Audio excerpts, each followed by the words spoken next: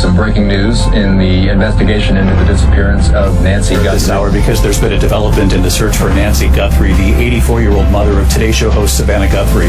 There are some puzzling new developments tonight in the ongoing search for Nancy Guthrie. Revenge-motivated criminals want recognition.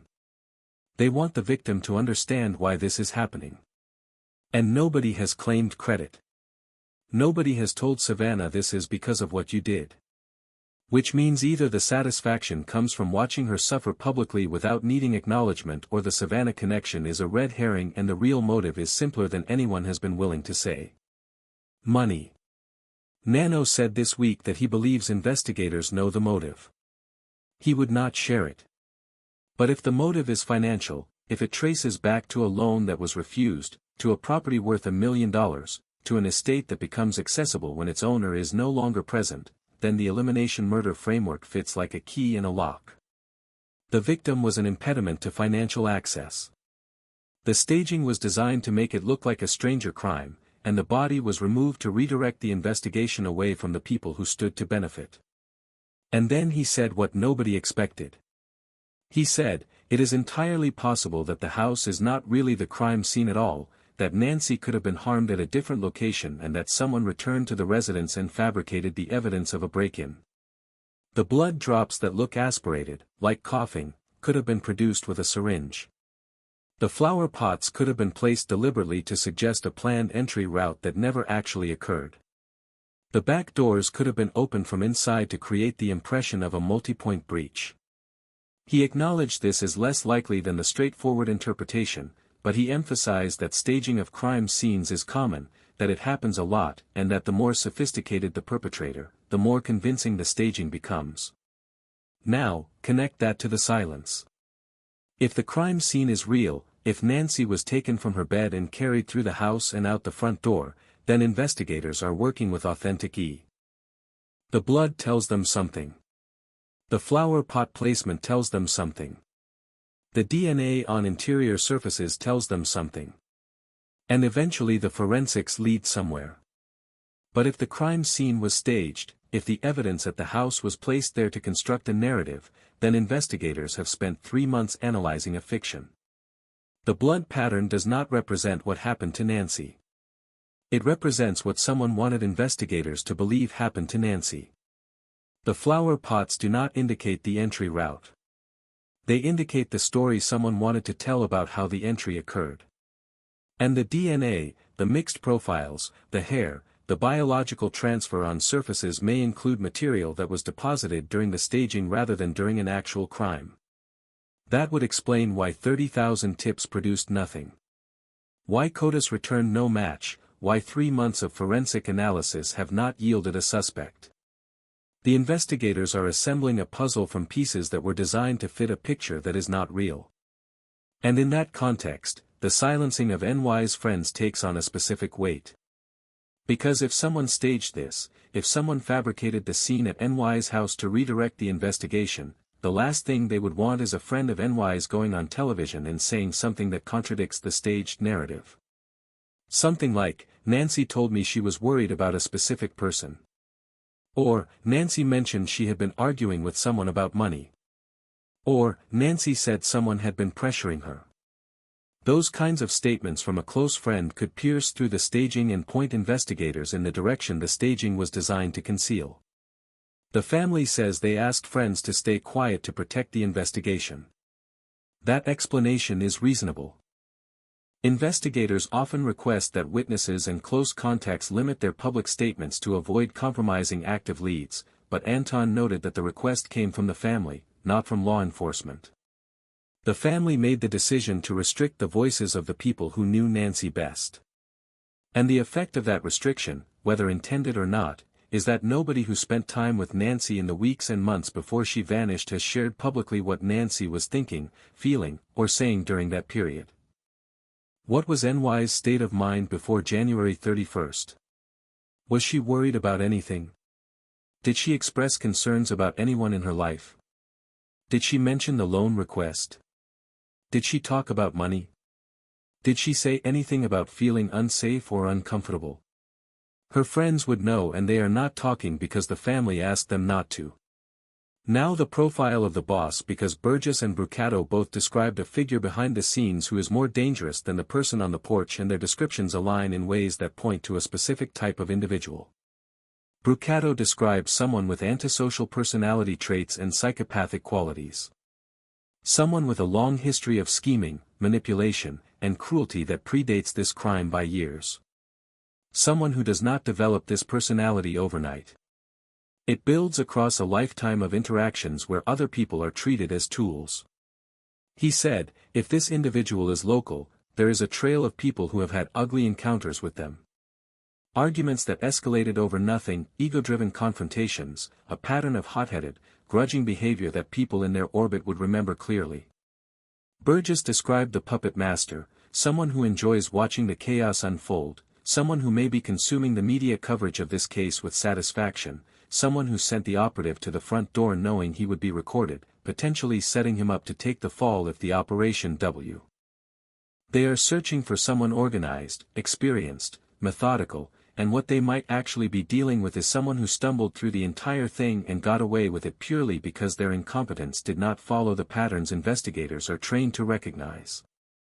She compared the confidence visible in the doorbell footage to a toddler walking into traffic, not the composure of someone who has done this before, the obliviousness of someone who does not understand the danger they are in. The Flora waved in front of the camera. That is not sophistication. That is someone who genuinely believes a plant will block a lens. The holster worn on the outside of the jacket, that is not tactical. That is someone who has never carried a weapon operationally. The overall presentation is not professional. It is amateur hour.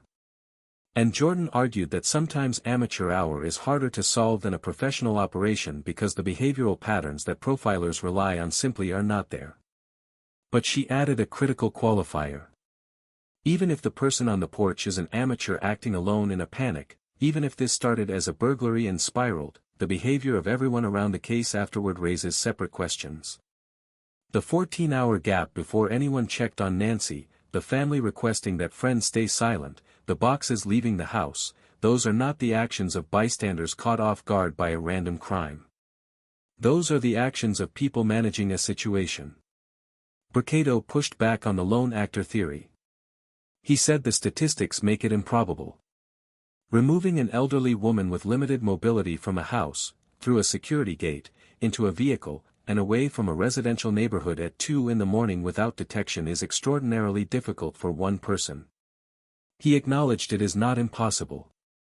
He has interviewed criminals who accomplished superhuman things under adrenaline.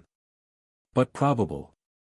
They are searching for someone organized, experienced, methodical, and what they might actually be dealing with is someone who stumbled through the entire thing and got away with it purely because their incompetence did not follow the patterns investigators are trained to recognize. She compared the confidence visible in the doorbell footage to a toddler walking into traffic, not the composure of someone who has done this before, the obliviousness of someone who does not understand the danger they are in. The Flora waved in front of the camera. That is not sophistication. That is someone who genuinely believes a plant will block a lens. The holster worn on the outside of the jacket, that is not tactical. That is someone who has never carried a weapon operationally. The overall presentation is not professional. It is amateur hour. And Jordan argued that sometimes amateur hour is harder to solve than a professional operation because the behavioral patterns that profilers rely on simply are not there. But she added a critical qualifier. Even if the person on the porch is an amateur acting alone in a panic, even if this started as a burglary and spiraled, the behavior of everyone around the case afterward raises separate questions. The 14-hour gap before anyone checked on Nancy, the family requesting that friends stay silent, the boxes leaving the house, those are not the actions of bystanders caught off guard by a random crime. Those are the actions of people managing a situation. Brucato pushed back on the lone actor theory. He said the statistics make it improbable.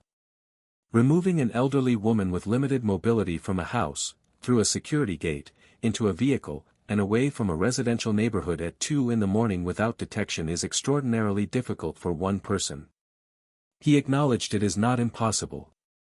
He has interviewed criminals who accomplished superhuman things under adrenaline. But probable? No. He believes there is a group, and the more people involved, the better the odds of eventually solving it, because chains break at their weakest link unless the weakest link has been eliminated. Which brings it back to Burgess. She assessed that the operative is young, approximately late 20s, local to Tucson, and either fled the area after the doorbell footage was published or is no longer alive. She described the moment the footage went public as a turning point.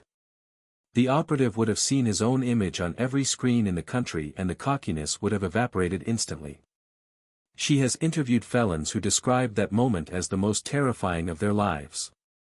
They always believed they could get away with it, and then their face appeared on the news. Jordan agreed. She said this person on the day the footage was released would have changed his behavior dramatically and visibly.